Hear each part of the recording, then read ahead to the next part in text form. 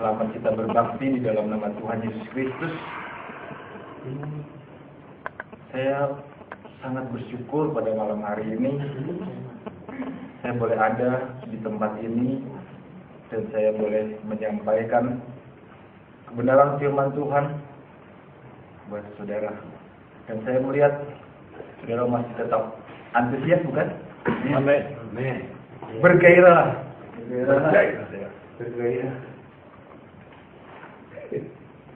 Saudara, pada hari-hari ini mungkin saudara mendengar, melihat begitu banyak orang-orang yang sedang kayaknya mengalami satu gejala yang luar biasa, yang sehingga begitu kebrutalan itu begitu seperti ya menyebar, terutama di kalangan-kalangan saudara-saudara kita, orang-orang Muslim. Kita lihat bahwa beberapa hari yang lalu terjadi kekerasan di daerah Ciketik terhadap seorang jemaah yang mungkin dianggap oleh saudara-saudara kita di umat Muslim yang radikal bahwa mereka sudah menyimpang dari ajaran. Tetapi dilihat di sini bahwa apa yang sedang dialami oleh mereka sehingga mereka begitu kerasnya melakukan tindakan-tindakan yang anarkis. Kalau saya katakan anarkis. Karena apa anarkis? Karena mereka melakukan hal-hal yang sebenarnya bertentangan kalau dilihat dari segi agama pun. Tetapi mereka menganggap apa yang mereka lakukan itu adalah yang terbaik, dan mereka untuk membela apa yang menjadi prinsip dalam hidup mereka. Di zaman Tuhan Yesus pun terjadi hal yang sama. Mungkin cuma berbeda aja tempatnya. Tetapi kalau kita lihat di zaman Yesus pun terjadi. Pada malam hari ini saya ingin berbicara dari kebenaran firman Tuhan dengan judul Pengadilan yang Brutal. Pengadilan yang brutal, saudara. Buka dulu Pak, karena ini mau masuk dulu. Selamat malam, selamat kita berbakti di dalam nama Tuhan Yesus Kristus.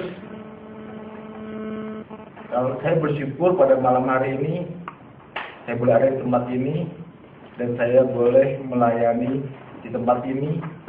Itu semua hanya karena kasih anugerah Tuhan yang Tuhan sudah berikan kepada kita semua.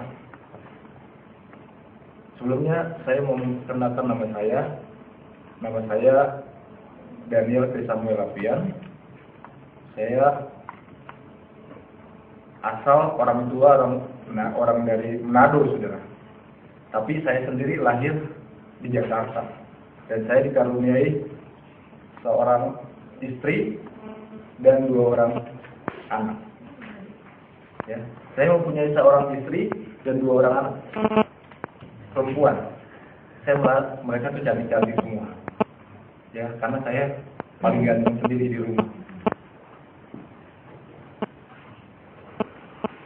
Saudara, di hari-hari terakhir ini kita sedang menyaksikan, melihat satu tontonan yang kalau dilihatnya kayaknya seru, tapi sebenarnya sangat mengiris. Terutama kita sebagai orang-orang percaya. Tindakan kekerasan yang terjadi saat ini itu begitu brutal. Kenapa brutal? Karena untuk membela paham mereka berani untuk membunuh. Mereka berani merusak. Karena apa? Karena mereka sedang mempertahankan ideologi mereka. Sebab itu, kita sebagai orang percaya, kita harus lebih banyak berdoa. Kita harus lebih banyak berserah kepada Tuhan.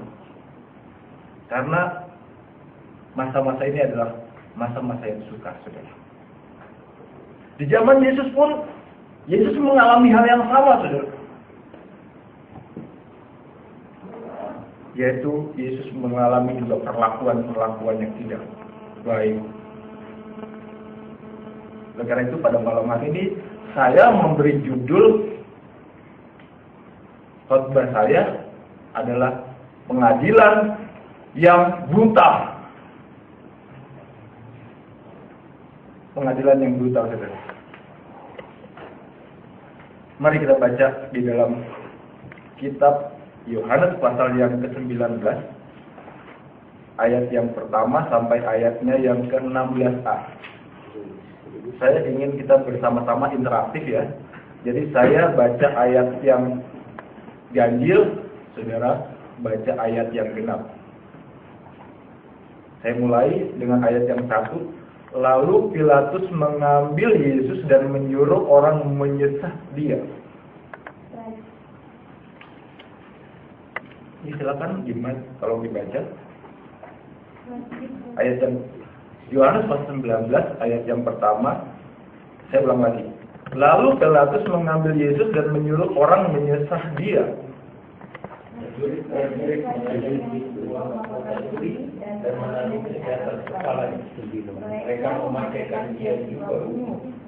Dan sambil maju ke depan mereka berkata, "Salam, hai Raja orang Yahudi." Lalu mereka menampar mukanya.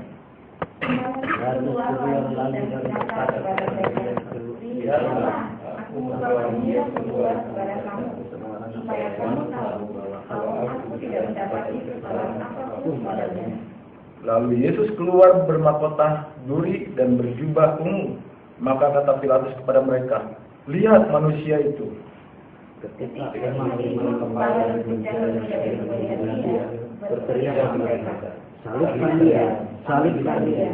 Kata Pilatus kepada mereka, "Ambil dia dan salibkan dia. Sebab aku tidak mendapati kesalahan apapun padanya." Jawab orang-orang Yahudi itu kepadanya, "Kami mempunyai hukum dan menurut hukum itu ia harus mati, sebab ia menganggap dirinya sebagai anak Allah." Ketika Pilatus mendengar perkataan itu, berkata, lalu ia masuk pula ke dalam gedung pengadilan dan berkata kepada Yesus, "Dari manakah asalmu?" Tapi Yesus tidak memberi jawab kepadanya. Kata Pilatus kepadanya, "Tidak mau bicara dengan aku. Tidak kita tahu bahwa aku berkuasa sebabkan apapun dan berkuasa juga menyalibkan kami." Yesus menjawab, "Engkau tidak mempunyai kuasa apapun terhadap aku, jikalau kuasa itu tidak diberikan kepadamu dari atas. Sebab itu dia yang menyerahkan aku kepadamu lebih besar dosanya." Tetapi Pilatus berusaha untuk membebaskan dia.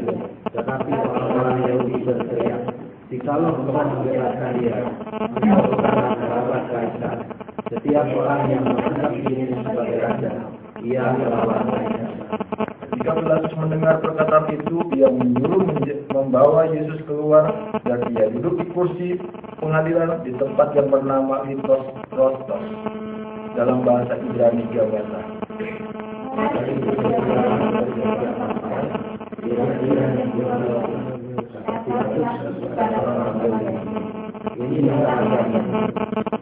Maka berteriaklah mereka, "Enyahkan dia, salibkan dia."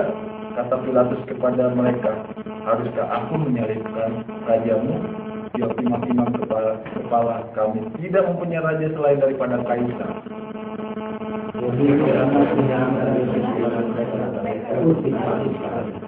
Saudara, terima kasih untuk kita dapat bersama-sama membaca firman Tuhan. Biarlah firman Tuhan ini kita taruh di dalam hati kita dan bertumbuh di dalam kehidupan kita. Sehari lepas hari kita makin bertambah-tambah di dalam Kristus Yesus. Saya ingin mengajak saudara bahwa di dalam pembacaan firman Tuhan pada malam hari ini, saya mau menggali beberapa hal tentang kebenaran firman Tuhan yang ada di dalam Yohanes pasal 19 ayat 1 sampai 16 ini. Pertama, yaitu Pilatus yang bermuka dua. Pilatus yang bermuka dua, saudara. Bukan berarti dia punya dua wajah ya, depan belakang, tidak.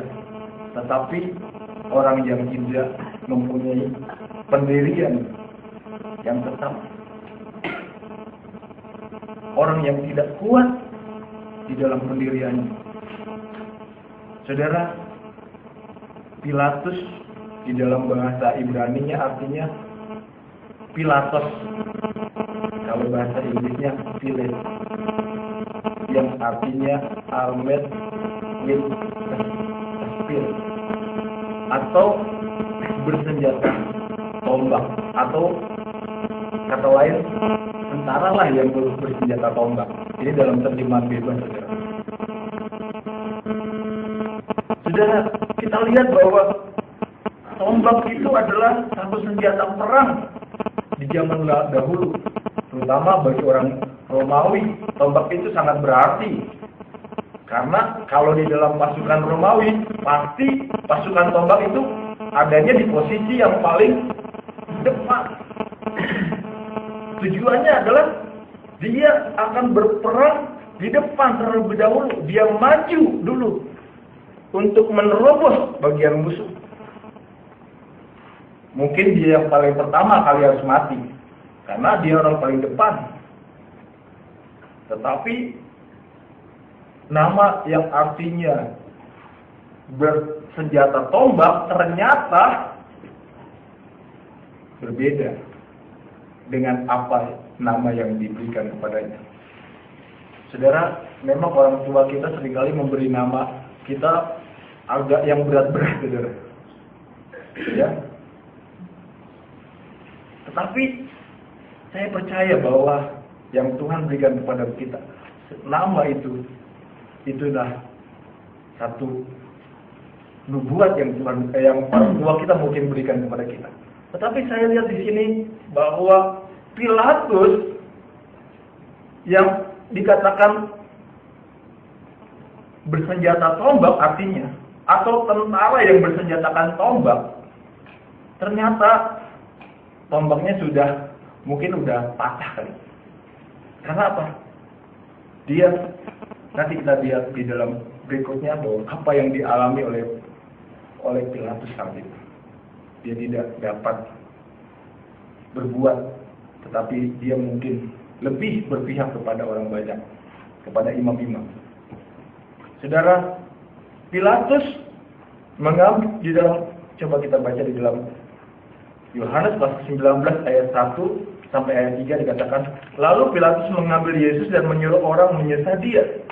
Prajurit-prajurit menganyam sebuah mahkota duri dan menaruhnya di atas kepalanya. Mereka memakaikan dia jubah ungu, dan sambil maju ke depan mereka berkata, "Salam hai Raja orang Yahudi." Lalu mereka menampar mukanya. Yang kedua sih kita lihat dari Pilatus, dia menyerahkan Yesus dan untuk disesah.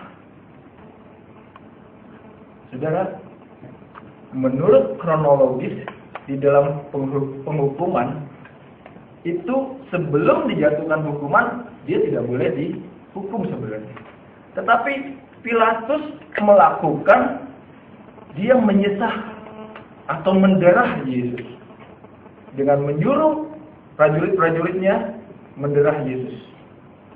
Ada satu buku juga yang menulis bahwa sebenarnya Yesus yang menderah itu adalah Pilatus sendiri. Tapi kalau di sini, di dalam konteks yang kita baca di sini, Pilatus mengambil Yesus dan menyuruh orang menyesah dia.